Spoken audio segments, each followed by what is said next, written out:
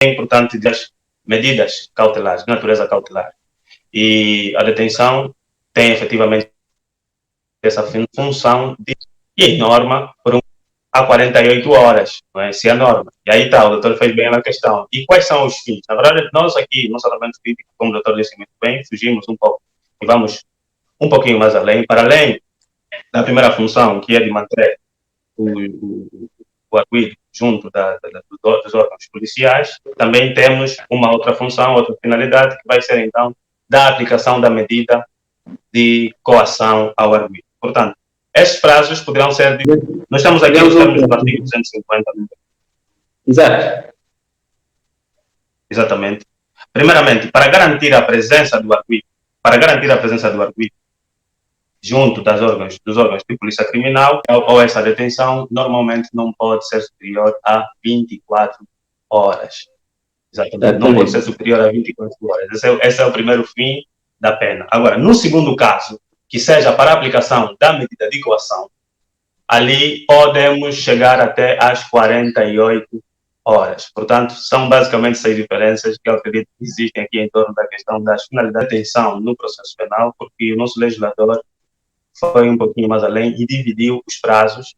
Pronto, só queres garantir a presença do indivíduo, caso nos órgãos de polícia criminal, então a detenção não pode ser superior a 24 horas. Mas, se, entretanto, pretendes aplicar uma medida de coação, aí pode chegar até as 48 horas. Depois vem levando-se a questão, e se ultrapassar as 48 horas? Ultrapassando as 48 horas, já estamos perante uma detenção ilegal. E sendo ilegal, existe um mecanismo próprio, ou impugnar essa situação, que é o chamado habeas corpus. Portanto, é basicamente isso. Depois, quem o doutor explicou, referiu também aí em torno do próprio Ministério Público, aqui na primeira audiência. Claramente que nós, diferente do que acontece aí, o Ministério Público pode já intervir e fazer, em primeira instância, uma audiência preliminar, não é? E só depois é que vai mandar para o juiz. Entretanto, nós agora olhamos para essa situação com uma forma diferente, porque foram institucionalizados agora os juízes de garantia, e normalmente o juiz de garantia, como tem agora a competência para aplicar as medidas de coação, também deverá efetivamente participar ou fazer o primeiro interrogatório ao arguido. Portanto, deverá ser ele a aplicar a medida de coação e a realizar esse primeiro interrogatório. Não obstante, pelo facto de, como eu disse há pouco, não estar institucionalizado o próprio juiz de garantia, ainda é o Ministério Público que exerce praticamente todas essas funções, quer de aplicar a medida de coação, quer de realizar essa audiência preliminar antes mesmo da aplicação de qualquer medida processual em sede do próprio processo. Portanto, doutor, acredito que são basicamente essas diferenças em torno da detenção, e dizer que a detenção normalmente pode ser também aplicada aqui em função de duas situações. Pode ser em flagrante delito ou fora do flagrante. A doutrina ainda entende que existe aqui um quase flagrante delito naqueles casos em que a medida de o indivíduo é encontrado momentos depois, não praticamente, como dizem, com a boca na botija, como se diz aqui, mas momentos mais tarde é encontrado. Então, há aqui efetivamente um quase flagrante delito. Mas, em norma, a detenção pode ser aplicada tanto no flagrante delito como fora do flagrante delito. Em flagrante delito, existem aqui dois meios de podemos aplicar, porque o flagrante delito pode ser exercido tanto por órgãos de polícia, órgãos judiciais, como por pessoas normais. Entretanto, uma vez encontrado o indivíduo a cometer o crime, pode ser detido, também essa detenção pode ser feita tanto pelas autoridades policiais ou por pessoas normais, desde que essas pessoas normais levam imediatamente o arguido ou suspeito, que ainda há esse juízo de suspeita, à autoridade policial. Portanto, não havendo flagrante delito, aí é que já vem a complicação. Não havendo flagrante delito, é necessário que exista um mandado de detenção. O mandado de detenção, doutor, acredito que aqui nessa questão vamos ter algumas diferenças também com o vosso ordenamento jurídico, né? O mandado de detenção, normalmente aqui em Angola, deve ser exercido ou deve ser ordenado pelo Ministério Público ou pelo juiz. Isso vai depender muito da fase em que o processo estiver a tramitar. Se estivermos na fase de julgamento, vai ser o juiz a ordenar o mandado de detenção. Senão, aí vai ser, então, efetivamente, o próprio Ministério Público ordenar esse mandato de detenção, e uma vez ordenado o mandato de detenção, o indivíduo vai detido, e essa detenção pode culminar com aqueles fins que nós já vimos, ou a aplicação de uma medida de coação ou uma prévia apresentação do arguido junto das autoridades policiais ou criminais. Então, poderíamos, se calhar, avançar ainda dentro da matéria de detenção, poderíamos, se calhar, aqui abordar a questão de entrada em domicílio para deter. Portanto, eu perguntaria, doutor, mas como é que isso se processa em Angola? Portanto, pode-se entrar de dia, pode-se entrar durante a noite para fazer a detenção, portanto, na casa habitada? Porque se for num lugar qualquer, acho que a questão fica mais simples. Mas e se for numa casa habitada, como é que as coisas se processam? De dia, à noite? E logo de seguida explicarei como é que, portanto, acontece aqui em Cabo Verde para vermos as diferenças. Ilustre, espero não estar a amassar-lhe muito com tantas questões. Força! Não, doutor, não, está tudo tranquilo. Na verdade, é importante que essas questões sejam feitas, porque, claramente, uma vez emitido ou ordenado o mandato de detenção, né, existem aqui alguns direitos fundamentais que têm que ser salvaguardados, e sabemos nós que o domicílio é efetivamente um bem salvaguardado pelo direito, e nós não devemos invadir de forma qualquer os nossos domicílios. Portanto, nós temos aqui um artigo específico que aborda sobre essa questão, o nosso artigo 253, que vai, na verdade, aqui dizer o seguinte: quando for obrigatório fazer uma detenção dentro do domicílio ou no lugar do cometimento do crime, nós vamos aqui avaliar em duas circunstâncias. Ou seja, nós aqui deveremos verificar o período ou a hora para podermos fazer a própria detenção. Vamos lá ver o seguinte: se a detenção for feita em dia ou durante o dia, em Angola, o que acontece? Nós devemos verificar aqui qual vai ser a moldura penal aplicável. Ou seja, sempre que a moldura penal aplicável for superior a 1 ano, não é a pena aplicável for superior a 1 ano, nós devemos aqui olhar e fazer a entrada no lugar, seja lá qual for, né, sem problemas. Vamos entrar sem problemas nenhum, desde que seja de dia, ok? Se a moldura penal for aplicável e seja superior a 1 ano. Entretanto, e se for à noite, também será que podemos entrar, não obstante aqui a moldura penal ser superior a 1 ano? Bem, na verdade não.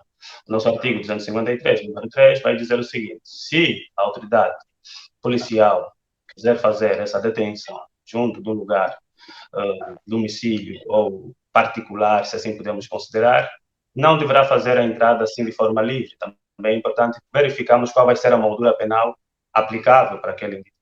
Se a moldura penal aplicável for superior a 3 anos, e aqui existe uma ligeira diferença, porque vimos há pouco de dia só até 1 ano, mas à noite tem que ser até 3 anos. Se for até 3 anos, mesmo à noite, o nosso órgão, o nosso legislador decidiu que os órgãos de polícia criminal poderão claramente fazer a entrada junto dessa residência particular ou não, para poder então deter o indivíduo. Portanto, são basicamente essas circunstâncias, essas nuances que se aplicam aqui em torno da questão da detenção em lugar particular, e acredito que aí no vosso ordenamento jurídico existe uma diferença básica, né, doutor?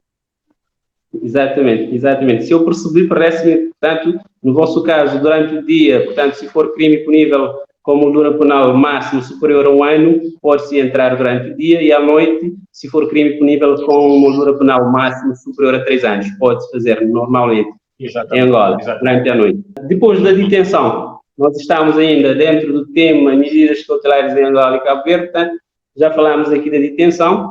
Vamos, se calhar, agora falar das medidas de coação pessoal. Em relação às medidas de coação pessoal, nós escolhemos aqui o termo de identidade de residência, a prisão preventiva, para analisarmos alguns aspectos diferenciadores, sendo certo que em termos de portanto, de medida de coação pessoal, se calhar eu devolveria aqui a palavra ao ilustre para fazer a sua explanação em relação a esta matéria, e logo de seguida eu entraria para discutirmos os aspectos diferenciadores. Pode ser assim, doutor? Exatamente, Exato. doutor. Vamos dizer o seguinte, as medidas, como já abordamos há pouco, as medidas de natureza cautelar em processo penal são três, né? Primeiramente a detenção, já foi aqui bem esclarecida, depois temos as medidas de coação e, por fim, temos as medidas de garantia patrimonial.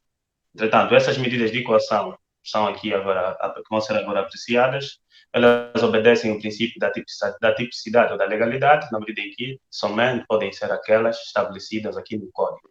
Não podemos, de maneira alguma, inventar ou criar outras medidas de natureza de coação pessoal, exceto essas que estão aqui estabelecidas. Portanto, há efetivamente essa enumeração taxativa e não exemplificativa, e o nosso artigo 260 do Código Processual Penal estabelece claramente quais são essas situações. Ou seja, as medidas de coação em Angola são, na verdade, as seguintes. Primeiro, o termo de identidade e residência. Depois temos a obrigação de apresentação periódica às autoridades, a proibição ou obrigação de permanência em determinados locais e proibição de contactos com determinadas pessoas. Temos a caução, temos a interdição de saída do país, temos a prisão domiciliar, a prisão preventiva domiciliária e, por fim, temos a prisão preventiva. São efetivamente essas, só essas, e normalmente, para além deste princípio da legalidade que incide sobre as medidas de coação pessoal ou de coação pessoal, incidem também outros princípios, como o princípio da necessidade, da proporcionalidade, da adequação e da própria subsidiariedade. Adequação por quê? Porque o juiz, ou o juiz de garantia, no caso, ou o Ministério Público ainda aqui em Angola, no momento da aplicação da medida de coação, tem que avaliar claramente todas as circunstâncias, okay? As circunstâncias que só assim decidir e aplicar uma medida que seja proporcional ao crime, ao delito e às circunstâncias do próprio arguido. Não pode, de maneira alguma, aqui, aplicar situações diferentes ou que diferem daquilo que são os fatos e as circunstâncias do caso concreto, que assim não estaria claramente a obedecer o princípio da proporcionalidade, nem o da adequação. Ainda que a questão da subsidiariedade, por quê? Porque, normalmente, quando se vai retirar uma medida de coação em determinadas circunstâncias, pode, vamos aqui a falar do Ministério Público, ou de garantia, aplicar subsidiariamente uma outra medida. Okay? Por exemplo, ocorre muito nas questões da própria prisão preventiva, quando vai existir aqui um excesso de prisão preventiva ou uma inadmissibilidade da própria aplicação da prisão preventiva, o juiz pode subsidiariamente aplicar uma outra medida nos termos destes princípios. Portanto, são situações muito importantes que devemos aqui tecer e, claramente, acredito que aí no vosso ordenamento jurídico não existe muita diferença, né, doutor? As medidas de coação são basicamente as mesmas, mas os princípios também são esses. Exatamente, doutor. Os princípios são esses que o senhor acabou de dizer. Em relação a... Vamos encontrar algumas diferenças, eu já vou anunciá-las. E não sei se o doutor tem alguma coisa a acrescentar em relação a isso, senão avançaríamos para a medida de coação de último rastro, que é a prisão preventiva, para analisarmos também aqui alguns aspectos interessantes, porque ilustre. Agora eu vou mais uma vez fazer as minhas perguntas. É verdade que... Sim, exatamente. Eu hoje estou especialista em questões. Portanto, só para descontrairmos um bocadinho. Eu acho que o entrevistador devia ser eu, né? Uma vez que sou eu o anfitrião, mas pronto, não quero que vai lá. Estamos disponíveis para as suas questões. Peço desculpas por causa dessa inversão de papéis, ilustre, mas vamos lá. Portanto, eu percebi da análise, portanto, dos nossos códigos que, portanto, em Angola,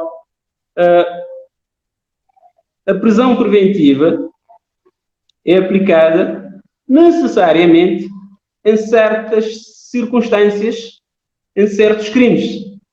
É verdade. Isto, o ilustre responderá a isso logo de seguida. Mas antes, também em relação à inaplicabilidade da prisão preventiva, parece-me que há qualquer coisa de diferente no nosso e no vosso Código de Processo Penal. Portanto, são essas duas questões. A obrigatoriedade de aplicação de prisão preventiva em certos crimes e a inaplicabilidade da prisão preventiva. Aquelas situações devidamente desenhadas no vosso artigo 280, portanto, necessariamente naquelas circunstâncias não se aplica, parece-me, a prisão preventiva. Agora, o ilustre poderá explicar-nos, ajudar-nos a compreender isso, para depois eu, portanto, mostrar como é que isso se processa aqui em Cabo Verde e assim veremos as diferenças, certo, ilustre?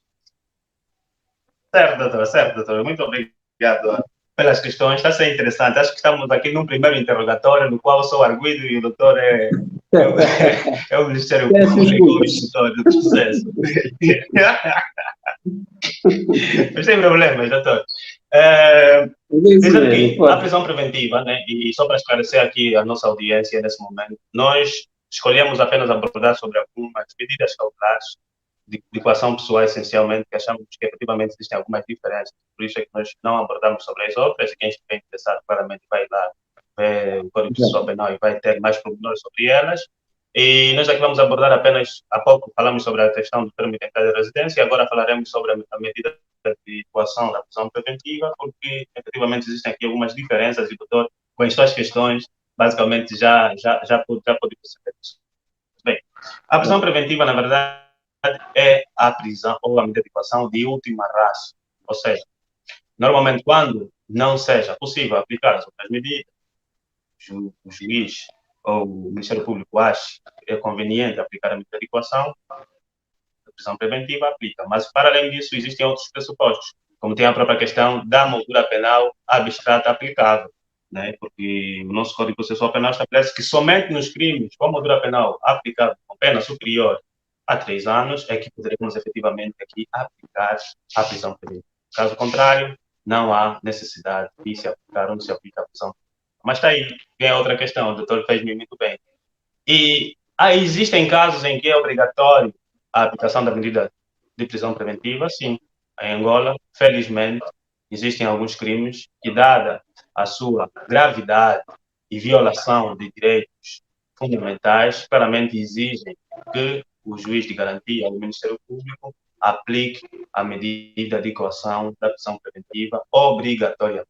Quem nos vai responder isso é o número 3 do artigo 279 do Código Processual Penal, que estabelece que determinados crimes, tais como genocídio e os crimes contra a humanidade, serão necessários, efetivamente, a obrigatoriedade da aplicação de coação. E, por outro lado, nos crimes de organização terrorista, o próprio terrorismo e financiamento ao terrorismo também são obrigatórios que se aplique efetivamente a medida. Alguém, doutor? Alguém fez uma questão interessante agora. Alguém fez uma questão interessante agora. O pessoal está a entrar, algumas pessoas cumprimentam, eu não consigo responder, infelizmente. Só estou a utilizar o telefone, não consigo responder às mensagens escritas, mas desde já sintam-se todos cumprimentados. E estamos a falar agora sobre a prisão preventiva e o nosso assistente perguntou-nos efetivamente a diferença entre a prisão preventiva e a prisão provisória. Eu vou daqui a pouco responder, ou o doutor, se quiser, pode responder depois. Mas vou só concluir em primeiro lugar essa minha abordagem. Bem, ia dizendo eu, a prisão preventiva, então, é obrigatória que se aplique nesses crimes, e a questão do financiamento do terrorismo e organização terrorista, nós não temos efetivamente uma norma específica sobre essa questão no Código Penal, né? Salvo erro, quem estiver assistindo e tenha alguma ideia diferente, mas a nossa lei 5/20, lei 5/20, que foi aprovada recentemente, fala sobre essa questão do financiamento ao terrorismo, por exemplo, e lá vai imputar claramente os crimes inerentes a isso. Então, quem estiver interessado vai lá ler a lei e também pode depois olhar para o Código Penal e verificar se efetivamente existem ou não crimes inerentes à questão do terrorismo. Mas pronto, existindo esses crimes, aqui há efetivamente a obrigação da aplicação da prisão preventiva. Bem, depois temos a questão da inaplicabilidade da prisão preventiva, exatamente. Existem determinadas circunstâncias em que, por mais que existam ou estejam preenchidos os requisitos ou os pressupostos estabelecidos no artigo 179, não poderá aplicar a medida de prisão preventiva. Quais são esses casos? A própria lei no artigo 280 estabelece quais são esses casos, mas eu posso aqui destacar, por exemplo, quando existe uma doença grave do arguido e essa seja contagiosa. Existindo uma doença grave e contagiosa, automaticamente nós não poderemos aplicar a prisão preventiva. Também não se aplica a prisão preventiva, por exemplo, nas mulheres grávidas com até 6 meses de gestação, ou então já tenham feito o parto, mas que o parto não tenha mais de 3 meses. Portanto, nessas circunstâncias, também não se aplica a medida de coação da prisão preventiva para esta mulher. Também não se aplica, por exemplo, nos casos de ter aqui um cônjuge doente.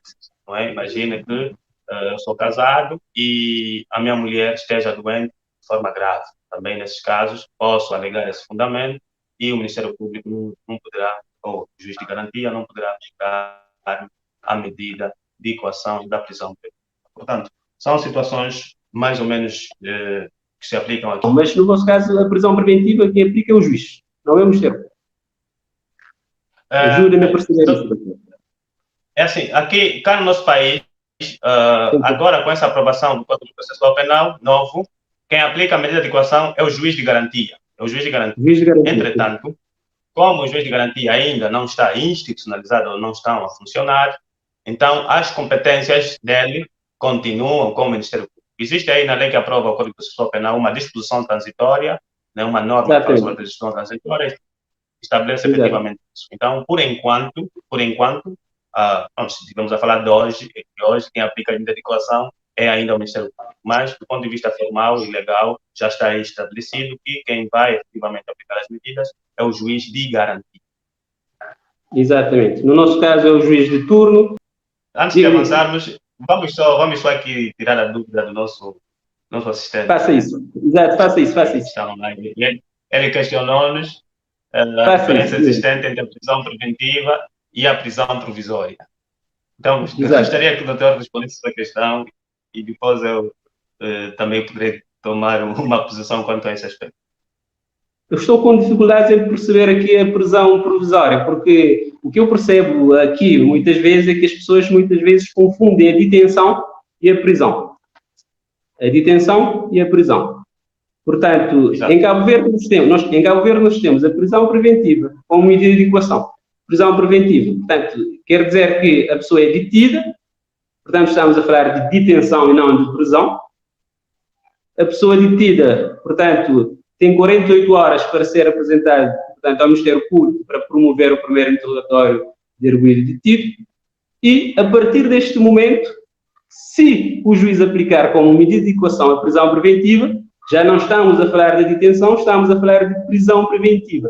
Mas nós não temos aqui prisão, desculpa o termo, é prisão provisória. Provisória. Não temos, portanto, não sei se portanto, o ouvinte, portanto, aquele que nos assiste e coloca a questão, não estaria aqui a tentar ver esta diferença entre prisão e detenção. Porque nós não temos prisão provisória. Temos prisão preventiva, que acaba por ser uma prisão provisória, se quisermos, porque é para guardar depois o arguido, depois, se for condenado, vai cumprir a pena e a prisão preventiva é descontada na pena aplicada. Pronto, é mais ou menos isso. Não sei se consigo responder, mas aqui prisão provisória, não sei se, no vosso caso, se há prisão provisória, parece-me que não sei.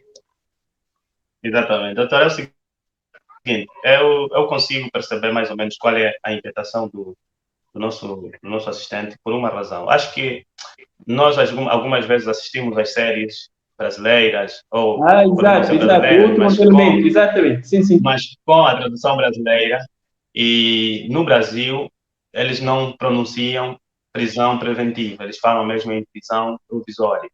Ok, na verdade, exato. O nosso interlocutor, não sei como é que se chama, quem assiste às lives, o nosso visualizador é o seguinte: a prisão preventiva e a prisão provisória têm basicamente o mesmo fim, né? Vão prender preventivamente, né? Prisão preventiva, provisória, não é provisoriamente, o arguido até uma certa altura, para que o mesmo não dificulte o processo em si, não desvie provas, etc., no intuito de efetivamente mantê-lo aí junto dos órgãos de justiça criminal e judiciais, para que o processo tramite da melhor maneira possível. Portanto, não há efetivamente nenhuma diferença em termos gerais. A prisão preventiva é efetivamente prisão provisória, mas só que a prisão provisória é um termo utilizado em Portugal, no Brasil, provavelmente, e nós em Angola utilizamos a expressão prisão preventiva e em Cabo Verde também. Portanto, não há aqui efetivamente nenhuma diferença. Se existisse diferença, é como o doutor disse, na verdade, podia existir aqui a diferença entre detenção e prisão preventiva. Aí sim existe efetivamente, ou prisão só, porque a detenção, como eu disse inicialmente, tem esse fim precário, não é? E não vai poder ser aplicado num prazo superior a 48 horas, enquanto que a prisão, como tal, é efetivamente uma privação da liberdade por um tempo que vai depender agora. Se vamos falar da prisão preventiva, existem prazos específicos para a prisão preventiva, e em Angola acho que podemos chegar até 2 anos, não é? 2 anos de prisão preventiva, em função da tramitação do próprio processo. E a prisão efetiva é já depois da condenação. Uma vez efetuada a condenação, o indivíduo vai ser condenado a uma moldura penal que o juiz, em função das circunstâncias envolvidas no processo, entender e aplica essa pena, pode ser de 2, 3, 4, 5, 6, 10 anos, enfim, aplicando essa pena. O tempo em que ele já ficou preso, normalmente é retirado para que se diminui um pouquinho a pena. É basicamente essa diferença existente entre detenção e prisão. Agora, prisão preventiva e prisão provisória são efetivamente as mesmas coisas, só que às vezes nós ficamos muito ligados às questões brasileiras e nos perdemos por isso. Mas é exatamente isso. Espero eu ter sido esclarecedor quanto a essa matéria. Doutor, vamos avançar, né? Exatamente, é exatamente isso. Mas só que na parte final houve um pequeno corte, não sei se perceberam bem lá em casa, mas o doutor acabou por, portanto, dar uma explicação e vai na linha daquilo que eu já tinha basicamente feito referência. Daí que vamos avançar para